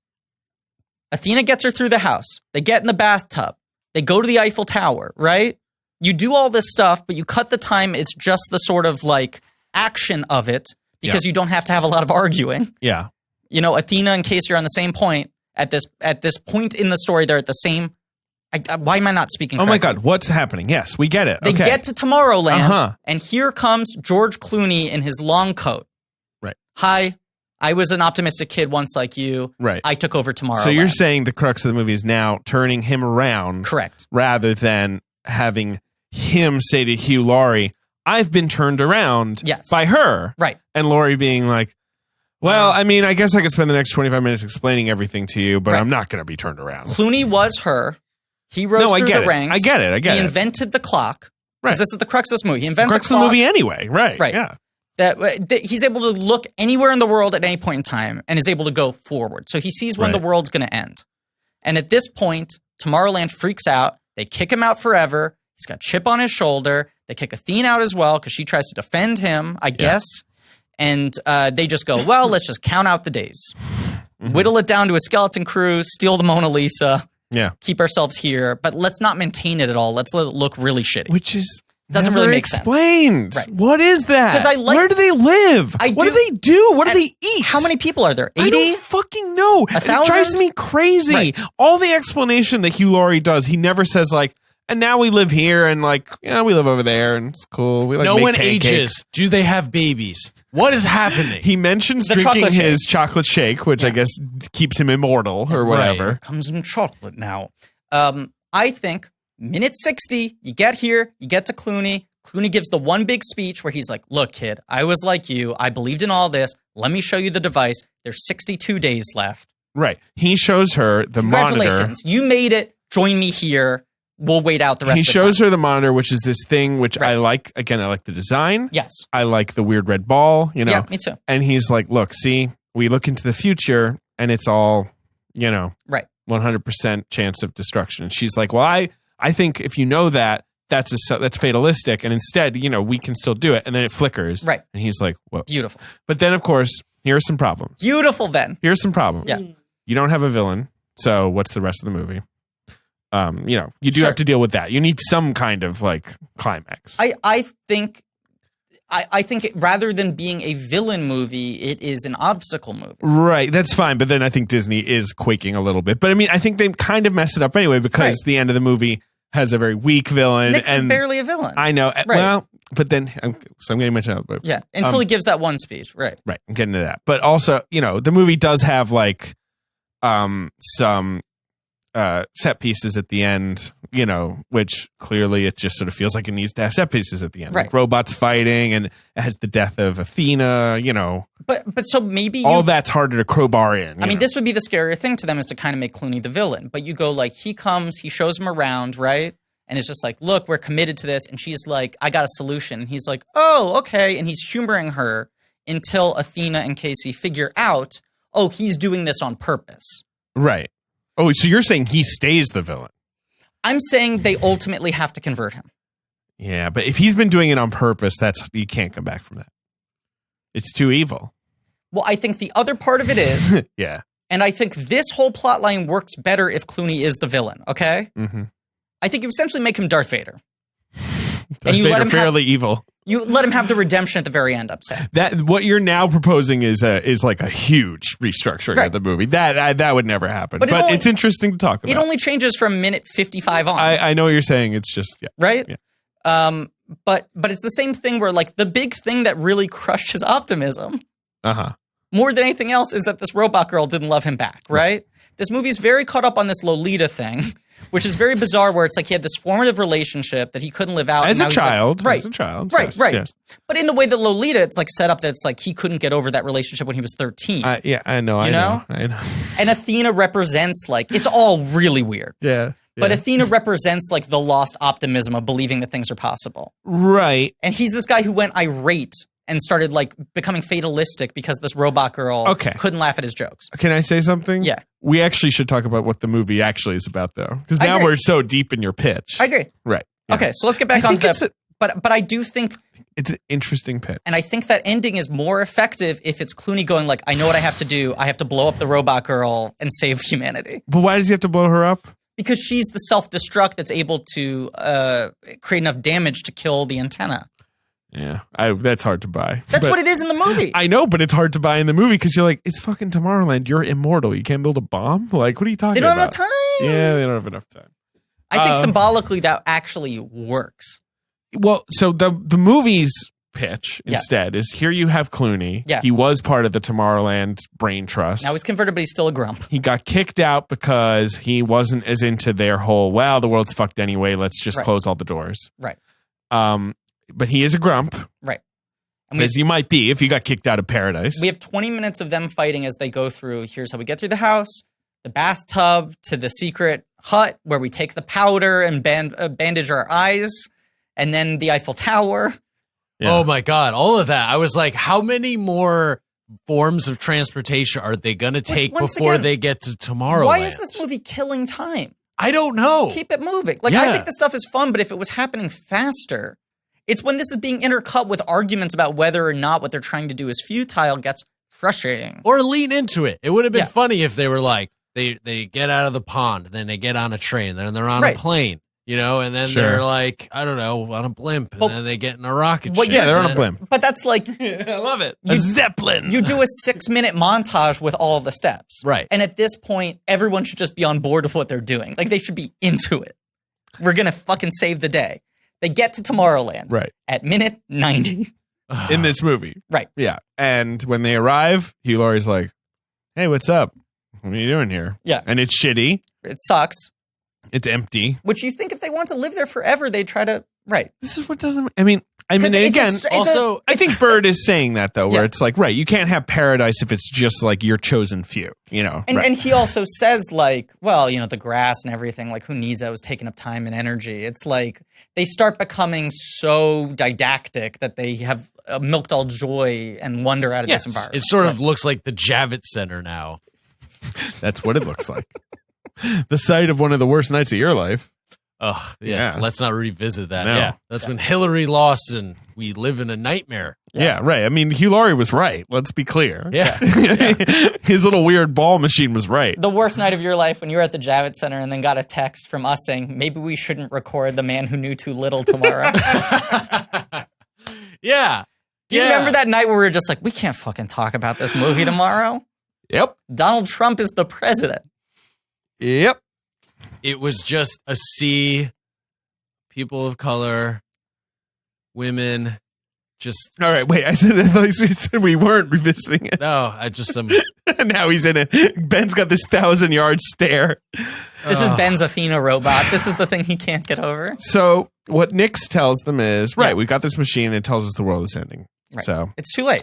And after a little while, the thing that Casey figures out, that Frank has maybe been too close to it to figure out, is like, it's not just that the machine says the world is ending. They've been broadcasting it into all of our brains. It becomes almost a positive thinking sort of idea of like, if everyone thinks the world's going to end, then the world's going to end. Right. It's fatalism.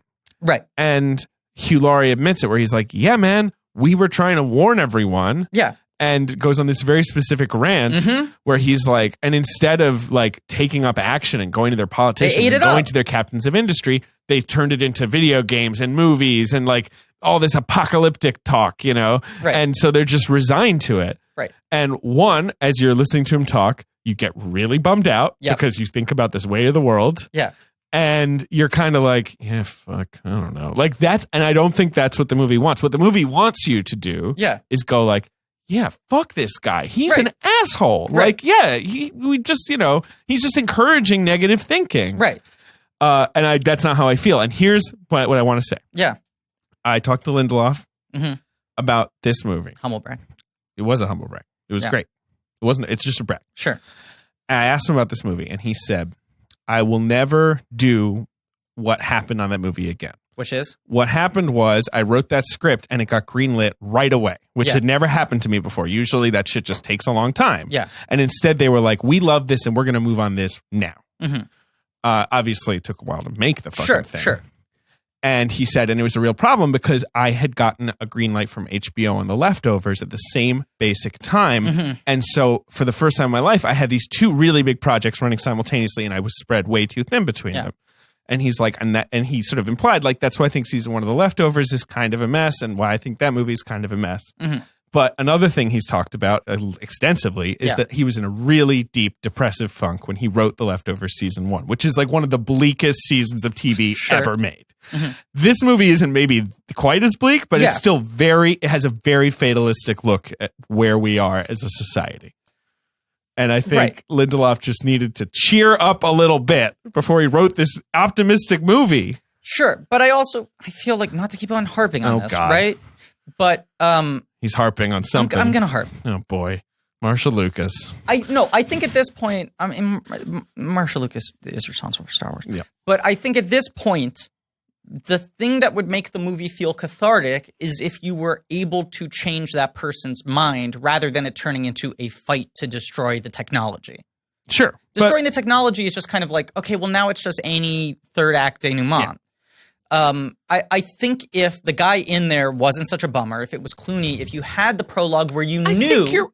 I think your point is interesting. Right? It's a good pitch. Because I think it should be about... What I think this movie is trying to get at, and is maybe the only justification for Casey being that young, is that it's the gulf between when you were a child and you think anything is possible, and when you're an adult and you come up against... And you think nothing is possible. Right. Yeah. Like, really. You think nothing is possible. Right. So you're just like, this is the way of the world. You start a movie, essentially, with two stories that seem the same. A little boy in the 60s and a girl in the 2010s. Your pitch is good. Thank you. Although I do think Disney would have balked at it, obviously. But yes, your pitch is good. But instead, the movie's idea is, no, a mind was changed. Yeah. Athena's mind. Sure. In the 60s. That's the movie's pitch. Right. That literally is it, right? She's weird. like, you may have sort of lost hope, and they may have lost hope, but you changed my mind, and that's why I kept up my mission. Right. In this like incredibly long monologue. He had the impact. Right.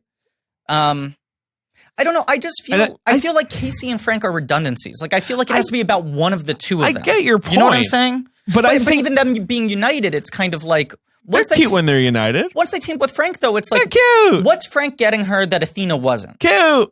Yeah. Clooney. Yeah. It's just so weird. Like by the time Clooney enters, you're like, oh right, George Clooney. He's the guy above the title on this movie. It is a little surprising that George Clooney's in this movie. Like he doesn't. Yeah. He's not in it that much. All considered. Once he's in it, he's in it the whole time. Right. Like I'm sure he worked hard on this movie. Like 100%. It's not like a. And he's in a lot of set pieces. Exactly. Yeah. I think for a more minor fix, like if you just had that Athena stuff, sing a little more and spread it out a little more, rather than when she's dying, she's like, before I die, I have to tell you something. Talks for 8 minutes. You know what I mean? Like then maybe it would hit a little harder. But that's another like Lindelof thing where it's like hint, hint, hint, hint, hint, hint. And then he's like, oh shit, here it is. You know, like he like hands you a briefcase full of papers. You know. And you have to read this really fast. Right. I feel like it's equivalent to like when I would not write my school papers and I would be like, hey, I had a printer problem, but like, I'm telling you, this is my take. It's really good. And I would talk up how good that paper was. And by the time I handed it in, they were like, this is not good enough to justify the fact that it's 5 weeks late. You know? And the Lindelof structure of like, and there are a lot of things I love about Lindelof, but this is certainly, everyone agrees that if he has a problem, it is this. He keeps on promising so much delayed satisfaction that by the point you get there, you never feel fully satisfied because your expectations have gotten you're like, so high. Wait till you read my will. It's so good. You're going to love my will. Oh, that's going to blow your mind. Right. Like, even if it's exactly what you wanted it to be, at this point, you've also spent hours going like, but it could be this or that or that. And to have it only be one thing is disappointing. And there's a lot of this, like a character starts explaining something and then they're cut off and you wait 20 minutes for another character to pick it up. Which is frustrating. I think that stuff, I think it should have been more upfront with what Tomorrowland is, how it's created, all that sort of stuff. I think it does need that Jurassic Park video. What do you think about Athena's death scene in which George Clooney is asked to cry over his lost love, a 10-year-old girl, finally admitting that she loves him back and he made her more human? I think that scene would work if he was the bad guy. Maybe. I mean, I think it actually... Because then it's like he's a fucking guy who couldn't get over this. All right, you've made your pitch. My God, I'm just asking about the scene. I really admire the audacity of the scene. I think that scene is kind of good. I do too. Yeah. And we got to talk about this, and you're going to hate it. We got to talk about the captain. The captain. Colin Trevorrow. Oh, we do. We do. I forgot that I called him the captain. Right. Ben is leaving the studio. I'm going. No, I have to go pee. Okay, go pee. We got to talk about the captain because this is where the captain rises to power. He's too good a filmmaker, though. He's too good. Brad Bird has turned down Star Wars. Right. Kathy Kennedy goes, is there no way you can do it? Yeah, sure. We wouldn't come out until maybe... Because this movie came out the same year as Force Awakens. Right. Can you push it back, this and that? Yeah. And he said, I got half an idea. Uh-huh. What if I was working on Tomorrowland and I had someone working as a surrogate to run through pre-production on Star Wars? And then I came over to Star Wars and he was my surrogate on post-production on Tomorrowland. Sure. And for a week or two, they attempt to do that with a guy that Brad Bird says reminds me of me. Yeah. At that age, this is, if I had to bet someone was the next Brad Bird, it would be the captain himself, Colin Trevorrow. Well, you can, even though I don't like Safety Not Guaranteed, you can see why a director like Brad Bird or anyone who came up in the sort of Amblin era would look at that movie and be like, oh, this guy's on the right track. And he also, when you read interviews with him... We all like to shit on that movie now, and I never liked it, but plenty of people liked the movie. Yes, 100%. Right, but you and I were right at the time, and everyone else is now. Of course, we're smart, and we're the smartest of them all, and we're big special boys. It's actually insane how big, special, and smart we are. I'm 5'6". So I feel like he also is really good at impersonating the kind of strong-minded, hyper-passionate filmmaker that Brad Bird is when he talks about film. Yeah, okay, sure. Yes, right? Yes, yeah. He's like good on a panel. Right. Or at least was. I feel like people are sort of sick of his shit. Right. So they pretty quickly realize this isn't going to work. Yeah. But Kathy Kennedy is so impressed with this that she goes to her husband, Frank Marshall, nudges him in bed and goes, hey, you know that new Jurassic Park movie you're looking for? Well, listen to this. And holds up the phone to Colin Trevorrow. Right.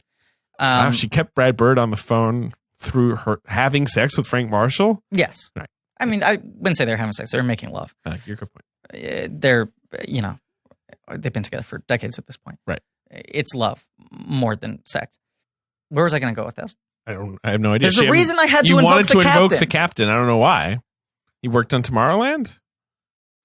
Hey, Ben, let's take a break for a second and talk about Simple Contacts. Okay.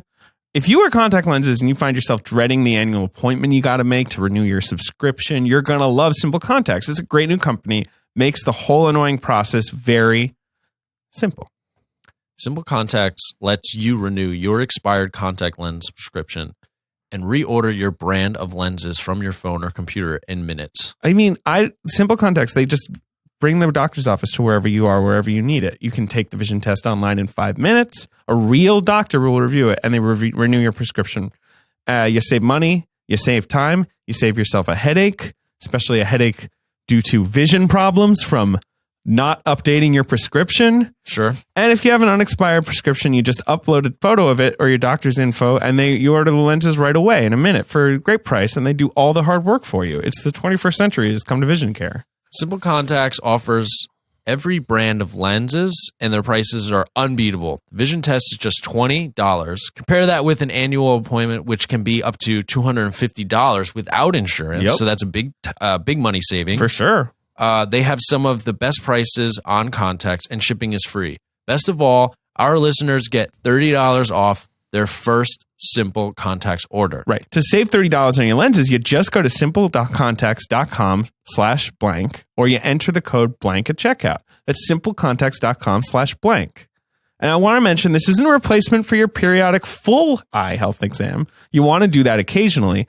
But if you just need to review a prescription and reorder your contacts, this is the most convenient way to do it, especially if your vision hasn't changed. Again, check out Simple Contacts and get $30 off by going to simplecontacts.com/blank, or just enter promo code blank at checkout.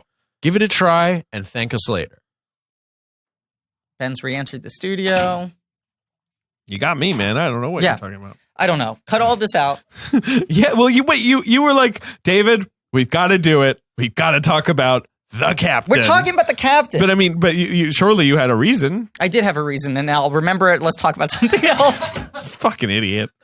An embarrassment to society. That's all right. And we're back. The movie's finale set piece involves some robots fighting. Yeah. Oh, I know exactly what I was going to say. Okay. Here we go. Here's the fundamental difference between the captain and Brad Bird. Sure. Colin Trevorrow would come up with a scene like this. George Clooney crying as he holds the robot 10-year-old before he uses her as a bomb to explode the device that he made that makes humanity want to kill themselves. Yeah. He would go, what's the most fucked up, crazy thing that you wouldn't expect to see in a movie like this? Yeah.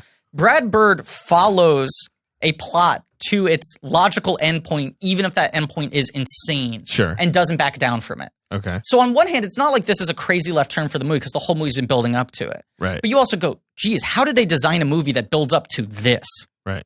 Like, how did he follow a movie to this endpoint and go like, yeah, we shouldn't look at the beginning again. This makes sense that this is how the film ends. Uh-huh.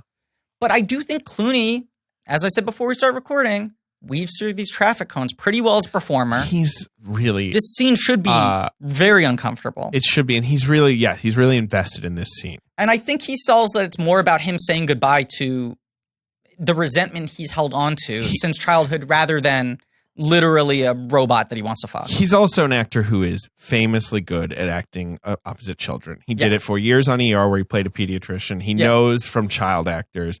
Suburbicon, which is a movie I do not like, has a terrific kid performance in it. Good kid, bad part? Yeah. I mean, it's just like, the kid is just on the Coen brothers part of the movie, which is the better part. Sure. And he's just a good kid. Like, he can turn on, like, the fear right away. Like, he's good. He's a talented kid. Good kid, bad part. Yeah, I'm trying to think I don't think any of his other movies have kids in them that he directed, but Leatherhead Babies. Have you ever seen Leatherhead Babies? That was more of a series. I mean, that's an animated series. I don't know if he was directing the vocal performances. Yeah, maybe he was. Leatherhead Babies is fun. So then they blow up the antenna. Yes, and then we get this lovely coda of them being like back at talking to the camera, right, and being like, so it's a year later and the world never ended. And we are working on getting Tomorrowland and opening up to the people. Yes. So they open the doors and they invite the great thinkers you see this fucking Benetton ad of like every single like a cool guitarist. And I'm a fucking sap. I'm sentimental as shit. This thing works for me so hard. This ending gives me fucking goosebumps. It's good, although I have questions. Like, can anyone come to Tomorrowland? Is it still a closed place? Like, that's my only question. They're opening the doors, but they're still inviting people. So is it like... I think they're opening the doors Grant's to Gulch? fix it. I don't think it is. Okay. Because I think that's the fundamental difference in this, right? What I've been trying to parse of how I think Brad Bird is misread is that he believes in exceptionalism, but exceptionalism said the exceptional people can make things better for others. It's Gulch, isn't it? It's not Grant's Gulch. I don't know. I haven't read Atlas Shrugged. It's Galt's Gulch. Sorry. Okay. Anyway, yeah, because it's John Galt. Who is John Galt? That's what Atlas Shrugged is about. I don't know who is John Galt. He's Christopher Palloa. Oh, cool. In those movies. Right. Yeah. I think that's his delineation is let exceptional people be exceptional so they can help the others. Mm-hmm. The reason why he hates Knicks is that Knicks thinks they haven't earned it. They don't deserve it. Absolutely. They made their own bed. Right. And I think Brad Bird does believe if you have that kind of power, even if people don't know what's good for them, it's on you to help them. What do you think of Knicks' death? I mean... It's a very 90s action movie where it goes like, oh, bollocks, before he dies. You know how you know this movie's expensive? It's very Eddie Izzard in the Avengers, not the Marvel one. Yes. You know how you know this movie's expensive? No. That they actually like went to the Bahamas for that 2-second gag where they fall through the portal. Yeah. Damn. Like flew the entire above the line crew and cast out to the Bahamas to do that like 2 shots on the beach. If that. Yeah. Right. They shot in Vancouver, Florida, and the Bahamas. Okay. But this ending, where I guess the idea is, I think they want to make it a place where everyone can come, but I think they also want to just rebuild it first. Sure. Yeah. Yeah. I mean, they see her letting her family in. Tim McGraw gets to come. Right. When you say Tim McGraw, You think family. We have so many questions about what is happening with this movie that it sort of makes me want to shut down. Oh, sure. To do the Athena thing where you're just like... Yeah, I'm like at a point where I'm just like, I don't know. Good. I do think it's interesting how long and exposition heavy this movie is and how much it struggles to set up some of its like big concepts. Yeah. And it's also a movie that's so heavily inspired by Epcot. Yes. Not the theme park, but like the planned city that Walt Disney was like, can I talk about it for 5 minutes? Please. It's fucking nuts. Please. Like, do you know about it? Yeah. Like, he buys all this land in Florida through like dummy corporations. He doesn't do it like regular. Right. It's like he sort of secretly designs this like planned community. And what were those purchases? What was the name that those purchases were made under? The Florida Project. Thank you. He works with Sean Baker, and he's going to do this movie about like, what else? His friend Mooney. Yeah, exactly. No, and it's like in the last year of his life, essentially, Walt Disney's like, theme park, forget theme park. That theme park's right up, it's in the corner. Who cares? Yeah, it's the moneymaker. I'm gonna city. Build a city. It's a circle. The people live on the outside. The roads are all underground. There's monorails everywhere. Yeah. No one is allowed to own property. Everyone rents. I own the property because then I can swap in and out stuff like when the futuristic shit comes and no one can like, like he's like building like a panopticon for everyone to live in. Yeah. And he's like, and it's going to happen. It's going to happen. He dies of lung cancer. Right. And Disney's like, Fox and the Hound? Want to put that money into Fox and the Hound instead? They're literally like, we love Walt's vision and passion for the future. We all love Walt here, so we obviously. decided to make Epcot, which is like a sort of future theme park with a big sphere. Yeah. And I do think it's funny that the evil machine in this looks like that fucking sphere at Epcot. Yes. I don't know if that's intentional or not. I don't know either. But that is like the notion this movie is fighting is this sense of a future we lost, right? Because that was the 50s and 60s are the point in time where there's a lot of sort of gazing and going like, what's it going to be like? Yeah. And people today, you always hear them complain like, why did we get the future people said we were going to have like 50, 60 years ago? And you look around us, in terms of technology, we pretty much have it. Sure. Everything we no don't... jetpacks, though. Because you can't regulate that. I've always said, we're not jetpacks? going to have flying cars and we're not going to have jetpacks because that's a nightmare. Sure. But it's not that technology doesn't exist. Jetpacks. No one wants to open that Pandora's box, right? The thing we've missed out on is that feeling of the utopian future. Sure. Not just having the technology, but somehow that kind of leveling out human civilization. It's always been a lie. Like it's a future that's bland and homogenous, and it's a future that keeps undesirable people out. Like 100%. So much of Disney's concept of Epcot was like, I hate how all the cities have slums. My city won't have a slum because it'll be illegal to have a slum. Walt Disney, Right. I want to make the perfect city. Jetpacks, moving walkways, zero Jews. It's the city of the future. Really is. 100%, which is like the difficult stuff this movie's dealing with. There's no better example of that where he was like, cars are disgusting. You do need cars to bring in... They're the Jews of the road.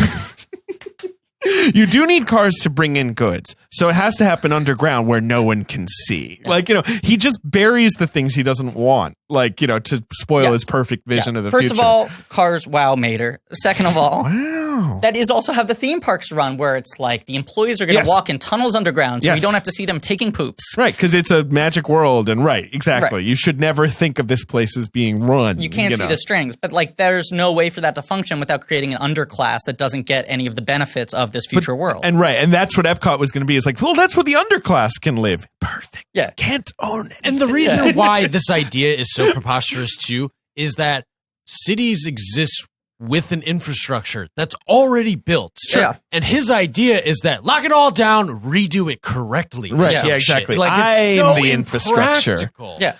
New York City, listen, hey, the subway system is ancient. Yeah. The design of a lot of Manhattan and Brooklyn doesn't make any sense because it was made when people were horse and buggies, but that doesn't mean you can knock it all over and reset it. That's why I think this movie has to be a sort of the conflict, if you will, is not them defeating a villain. It's an intellectual debate about what is possible. Did you have some kind of pitch on how to change the movie? Yeah. You make Rick Flag the lead character. I just think it's interesting that it's tapping into so much of what you're talking about, the retrofuturism, and it's squidgy stuff. It's not easy to grapple with that stuff. There's a hook there that is interesting and is also unique, which is why I think Disney greenlit it so fast, which is like, what happened to the future of yesterday? Mm-hmm. And why did we stop thinking that good things were going to happen? And when it's singing, I'm so into it. Me too. And it is like a lot of the time. Right. But it kind of can't get out of its own way, and it can't really untangle its own thoughts. Right. And it has this sort of like reactionary streak that a lot of Birds movies do. Yeah. That is... really interesting. Yeah. And he makes passionate arguments, but then when you think about them, you're like, wait a second, do I actually think this is on the level? Like, I don't know. Yeah. I want the movie to be that debate though. Like, I don't want to have an answer. I want it to be like, and the ending should be very clearly, Casey is opening the doors up to everyone because the only way we're going to save the world is if here's a blank slate, here's a new city. Let's lead with the people who are innovators, whether they be street musicians or mailmen or elephant studiers. My question is, we're not seeing the scene where they're like, we don't have enough immortality shakes for everyone, so I guess we have to decide who gets one. Is that happening? My pitch is that, not my pitch, but my read, what I want to believe they're doing at the end, because I don't want to be fatalistic about this ending, that's fine. Is that they're like, we're going to go in waves. We're going to start with guys studying elephants. And then we'll move our way down the chart. But I just think that montage of all the pins just like gets It's me. good. I mean, taps into it some, is a bit Benetton. and it feels a little Super Bowl commercial too, where it's For like sure. at the end it ends up being a They Coke all, ad, they but all it end does up drinking Budweiser. make you feel okay about humanity for like 30 seconds. Yeah. But that's sort of the weird thing about this movie. Like, he's very angry about the fact that people aren't happy. Like, it's an angry movie about, like, why aren't you optimistic? And it's like, stop yelling at me. And the whole movie is people getting grumpy about the fact that we're not positive. Everyone in this movie is so fucking grumpy. Yeah. Everyone's grumpy. And Except that's for what's Raffi. crazy is the original cut, Casey was even grumpier. Yeah. And then they Wow. were like, oh, she should be a little optimistic. And it's like, yeah, it's the fucking premise of your movie. So, Tomorrowland. Yeah. We're going to play the box office game. I give it a gentleman's B+, just Me too. because I give like it a so much 7. of what it's Me doing. too. I love it visually. And it has some stunning sequences. It's a great failure. But it's one of those great failures. But I cannot, every time I rewatch it, this is, I think, well, maybe this was only my second viewing of it. I think This I is my caught like second half of viewing. it on HBO at one point. I'm like, no, there are problems. You know what I mean? Because you can sort of inflate it in your head and like, I want to believe it just works. It is. A.O. Scott in his review was like, this is the most frustrating kind of failure because it is. Yes, A.O. Scott's review of this is really on point. You should read it. But it's just like, this is really smart people with really interesting ideas at the top of their craft who cannot make it connect. And A.O. Scott is kind of like, he had written a very definitive review of Ratatouille that I felt like helped people realize, like, you know, not film critic people, but you know, but Brad Bird is a very serious artist, like a serious American artist. Which forever it was just like, I feel like even at the time of Ratatouille, to the general public, it was like, that's Pixar. Pixar is a machine. It doesn't matter who's directing these things. And he was trying to really like start the Brad Bird auteur narrative, which also helped because he had one pre-Pixar movie, which the other Pixar guys didn't have. Mm-hmm. Mission Impossible is part of a bigger franchise, and that's not like his script. He doesn't have the same kind of stamp on it. This felt like, I think, to us, to like hardcore Bird heads, like this is the chance for Brad Bird to show I'm a big, serious filmmaker with like a fun piece of pop entertainment, but something that is my story, live action, you can't discount it. And it's so frustrating to see him like fucking strike out and then have to go back and do Incredibles 2. I hope Incredibles 2 is great. I'm excited that Incredibles 2 exists. Sure. I hope our next episode is the most positive one we've done yet. Sure. And I hope he gets to do another live action movie We've after done some this. pretty positive episodes in this miniseries. Yeah. Because guess what? Good filmmaker. Thumbs up. Thumbs up. All right. This movie came out Memorial Day weekend 2015. Okay. May 22nd. Yeah. 4-day weekend. Right. Tomorrowland opens to $42 million. And I think they said they wanted like 70, and anything below 50 was a disaster. It cost, like we said, $200. It ends up grossing 93 domestic, 209 worldwide. Not good. No good. Very bad. They lost $150 million. Right. Exactly. They lost like half of that, essentially. Yeah. Number 2 is a film that was a sequel, and while the original movie had done well, it was kind of one of those Austin Powers situations where the second movie Pitch Perfect 2? exploded. Yes. Right. One of Pitch Perfect 2. 2 movies like Austin Powers that outgrosses the original in its first weekend. Yes. Which has made $125 million in 2 weeks. Pitch Perfect 2. Yeah. And 3 did okay. I think it crossed 100. Yeah, like, but nothing just like 2. Right. Yeah. I mean, I can't blame them for going for 3, but it's also like, maybe this isn't a franchise. Maybe you got really lucky on the timing with the second one. Last Call Pitches? Last Call Pitches. They shouldn't release at Christmas. They should have released that in like August. Really dumb. It was always a summer franchise. 3. Yeah. Is the film. It wasn't always a summer franchise. The first one's in September. I don't know what I'm talking about. Go on. No, Hello, everybody. My name's Griffin Newman. He really fucked that up. I think we should start over. That was such a disastrous. I'm going to get a lot of heat saying online Pitch for that. Perfect was a summer franchise. Yeah, Ben, I mean, no, you know what? Because like I wasn't gonna call him on it. I was like, do you think the sponsors are gonna like put up with this kind of shoddy content? It's a little hashtag problematic. it kind of is. Backlash culture is so rampant right now. I don't want to be on Do you mic want saying that. to apologize? Yeah. Okay. So I'd like to formally apologize for saying to all my pitches. I'd like to apologize for saying that Pitch Perfect was always a summer franchise. In fact, all 3 of them have come out in different seasons. The first film came out in the fall. Second film came out in the summer. Yeah. And the third film came out in the winter. Last Call Pitches. The third film, number 3 at the box office, is one of the great movies of the year. It's called Mad Max Fury Road. That's right. My favorite film of that year, which I think ended up kind of being what people thought Tomorrowland was going to be. I think it's a somewhat surprise success hurts tomorrow. 100%. For sure. But also, that was the one where people were like, we can't get our hopes up too high for that, right? That's Right. going to disappoint in some way, and then exceeded all expectations. And Tomorrowland, we're like, expectations cannot be high enough. Brad Bird, land it. And he didn't. Is he going to do another Mad Max? Because there's all this fighting. Right? There's a lawsuit over profits. Yeah, He's yeah. also an old man. Mhm. He said he wants to do another movie, a smaller film, before he does another Mad Max, but also hasn't come anywhere close, seemingly, to picking another film.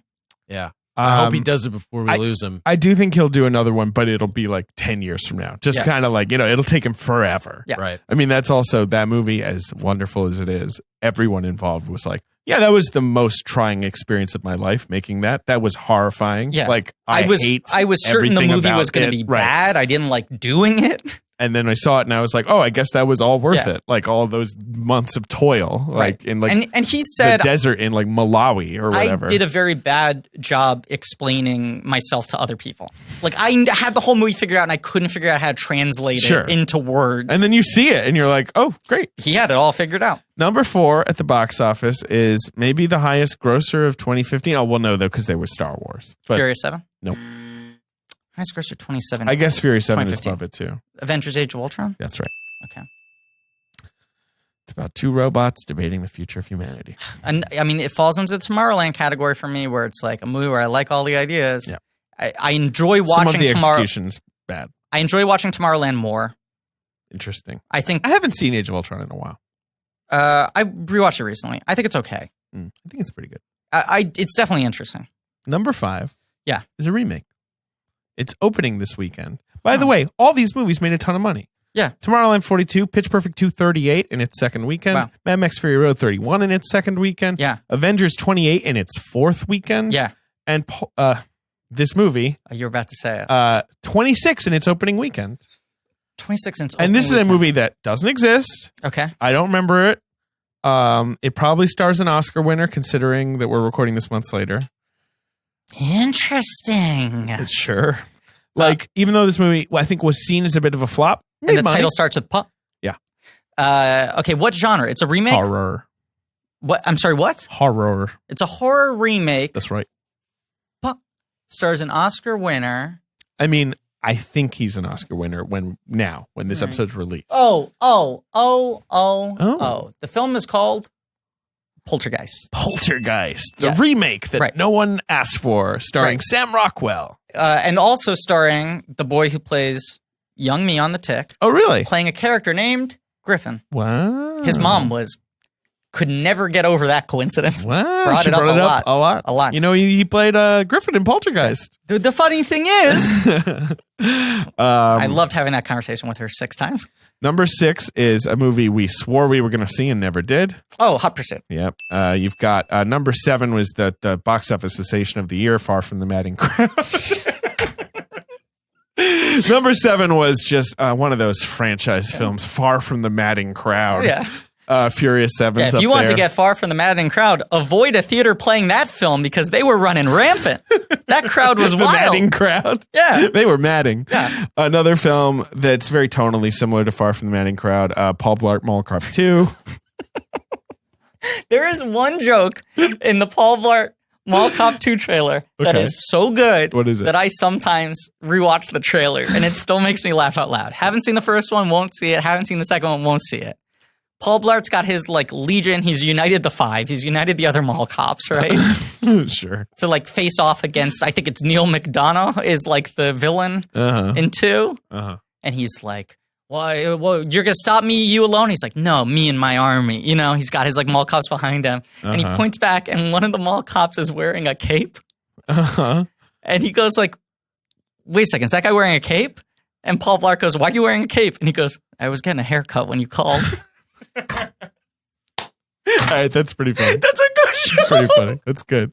He answered the call so quickly that he didn't take the smoke up. He ran out of the barbershop. 5 million comedy points. Yeah. 50 cape points. What else is in the top 10? I already closed it. We basically said all the top We 10. closed the book? Yes. Yeah, that's it. Merchandise spotlight. Sure, you could buy a toy of the pins, certainly. Well, no, but you could. I saw an action figure for the little secret agent robot. What's his name? Right. So I talked about before. Jack something. But there's the line of what they call reaction figures, which are like modern action figures that are meant to look like 70s, like Star Wars primitive action figures. Great. And they did a line of those. There we go.